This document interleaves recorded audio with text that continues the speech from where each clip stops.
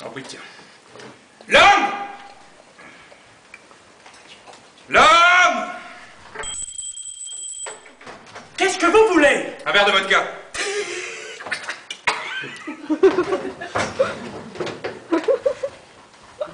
Non, mais c'est logique. Il n'y a pas à dire je suis beau. Les grilles de poussière, les bottes sales, pas lavées et pas rasées. Trop de la paille plein de gilet. La petite dame, plus que sûre, elle m'aura pris pour un bandit. Oh, c'est un peu malpoli de se présenter au salon dans cet état-là. Mais bon, pas grave, je ne suis pas un invité ici, je suis un créancier. Et les créanciers, ils peuvent s'habiller comme ils veulent. Oui. Ah. Ah.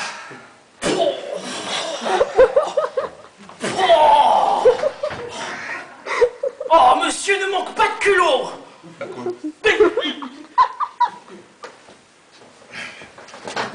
Oui, bah quoi? Rien. Ah, en fait, Mais à qui tu parles? Boucle là! Oh, il nous tombe dessus, cet homme des bois! Le diable qui nous l'amène! Ah!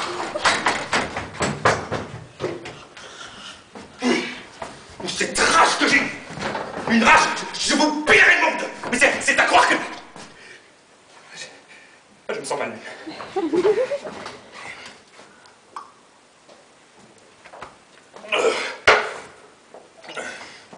L'homme!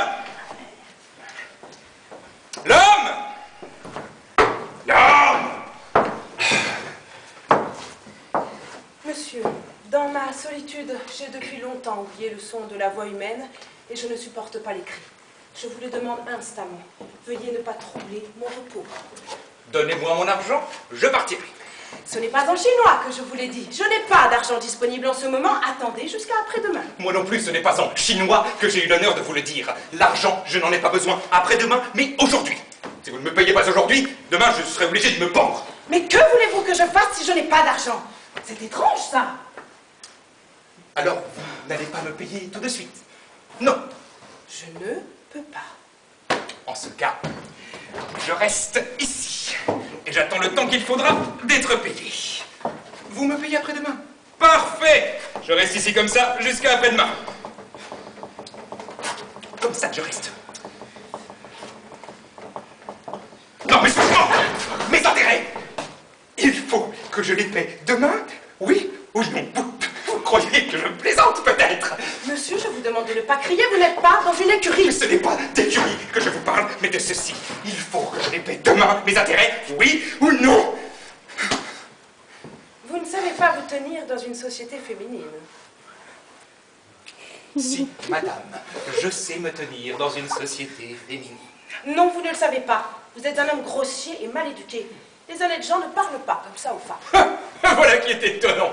Et comment voulez-vous que je vous parle? En français, peut-être? Madame, je vous prie, comme je suis heureux que vous ne me payiez pas mon argent. Oh, pardon de vous avoir dérangé. Quel temps magnifique aujourd'hui. Et ce grand deuil, comme il vous sied. C'est stupide et grossier. Oh, c'est stupide et grossier. Je ne sais pas me tenir dans une société féminine. Madame, dans ma vie, j'ai vu bien plus de femmes que vous n'avez vu de moineaux. Oh, les femmes m'ont valu 3 duels. J'ai abandonné 12 femmes, 9 m'ont abandonné. Parfaitement. Il fut un temps où je faisais l'idiot. Je jouais les jolis cœurs. J'étais tout sucre, tout miel. J'essayais de briller, je faisais des ronds de jambes. Ah, j'aimais. Je souffrais. Je soupirais à la lune, je languissais, je fondais, je glaçais. J'aimais passionnément, furieusement, de toutes les façons. Le diable m'emporte. Je jacassais comme une pie sur l'émancipation. J'ai gaspillé la moitié de ma fortune pour les tendres sentiments. Mais maintenant, bonsoir. Maintenant, vous ne m'aurez plus. Suffit, l'œil noir qui te regarde, et les lèvres rouges, les facettes, et la ligne, et les murmures. et le souffle timide. Tout ça, madame, maintenant, je n'en donnerai pas un. Impec.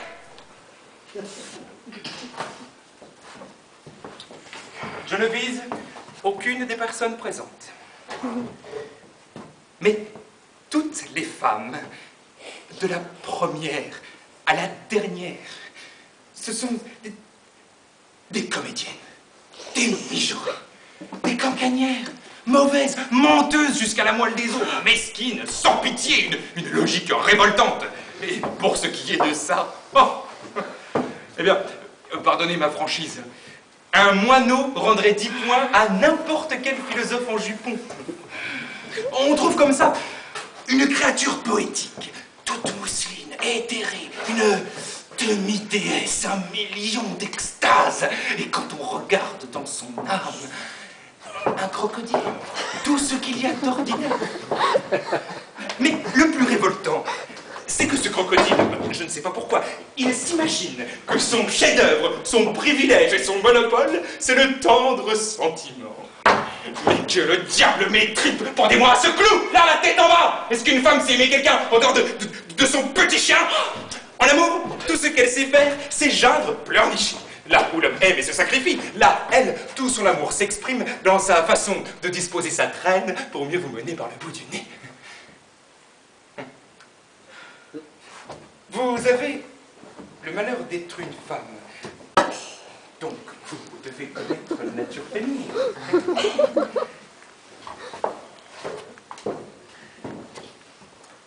Dites-moi, en conscience, avez-vous déjà vu, dans votre vie, une femme qui soit sincère, fidèle et constante? Jamais! De fidèle et de constante, il n'y a que les vieilles et les moches. Vous aurez plutôt fait de voir un chat cornu ou une corneille blanche qu'une femme constante. Permettez! Mais alors, d'après vous, qui est fidèle et constant en amour? L'homme, peut-être? L'homme, évidemment. Les hommes, fidèles et constants en amour. Oh, vraiment, quelle nouvelle! Les hommes, fidèles et constants. Et tant qu'on y est, je vais vous le dire. De tous les hommes que j'ai pu connaître, et que je connaisse encore, le meilleur était feu mon mari. Je l'aimais passionnément, de tout mon être, comme ne peut aimer qu'une femme jeune, lucide.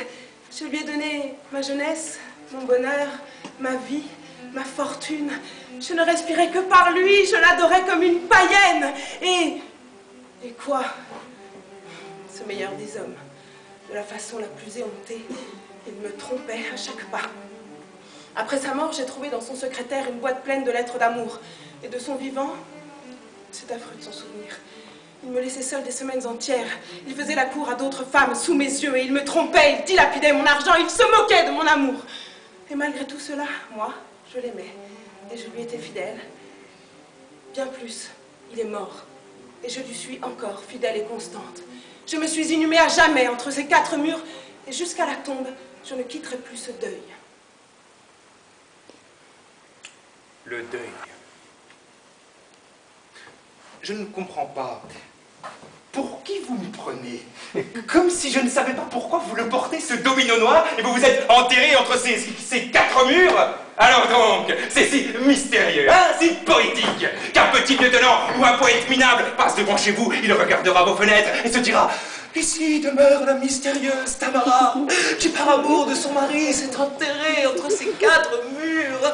On les connaît, ces simagrées. Quoi? Comment osez-vous me dire tout ça? Vous vous êtes enterrée vivante. N'empêche, vous n'avez pas oublié de vous poudrer. Oh, mais de quel droit me parlez-vous sur ce ton? Ne criez pas, s'il vous plaît, je ne suis pas votre intendant. Permettez-moi d'appeler un chat un chat. Je ne suis pas une femme et j'ai l'habitude de dire franchement ce que je pense. Et je vous prie de ne pas crier. Ce n'est pas moi qui crie, c'est vous qui criez. Je vous prie de me laisser tranquille. Donnez-moi mon argent et je partirai. Je ne vous le donnerai pas, votre argent. Si, madame, vous me le donnerez.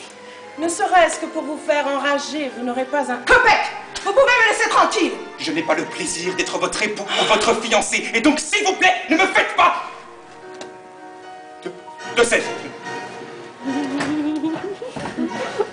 Je n'aime pas ça. Mais vous vous êtes assis? Oui. Je vous demande de sortir.